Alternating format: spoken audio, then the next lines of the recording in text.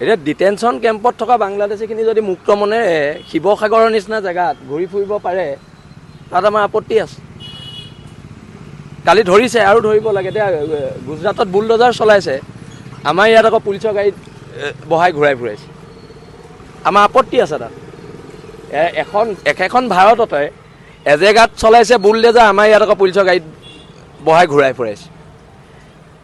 তাত আমাৰ আপত্তি আছে। আজি যোৰহাটৰ দৰে জেগাত ঢাকাই প্ৰতি হ'ল, মানে কি ঢাকাৰ পৰা আহিছে সিহঁতি, তাত বুলডেজাৰ চলিব লাগে, বুলডেজাৰ চলিব লাগে তাত।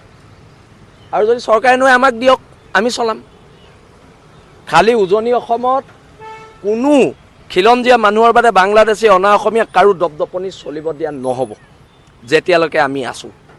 আৰু যোৰহাটৰ ঢাকাইপট্টিত অতি শীঘ্ৰে বুলডেজাৰ চলাব লাগে, অতি শীঘ্ৰে। আৰু ঢাকাইপট্টিৰ এতিয়া ফোন যোগে মোক ভাবুকি দিছে, এইটো নম্বৰ মই এতিয়া ৰাজহুৱা কৰিম। এই নম্বৰটো মই ৰাজহুৱা কৰি আছোঁ। আৰু ইয়াৰ ওপৰতো ব্যৱস্থা অসম আৰক্ষীয়ে ল'ব লাগিব।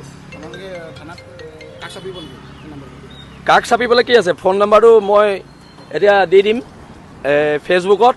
বিল আছি থানাৰ ল'ৰাই ইয়াৰ ওপৰত ব্যৱস্থা গ্ৰহণ কৰিব। পিটন দিয়া হ'ব। এইবোৰ ইয়াত ধমকি চমকি চিষ্টেম নাই, পিটন দিয়া হ'ব।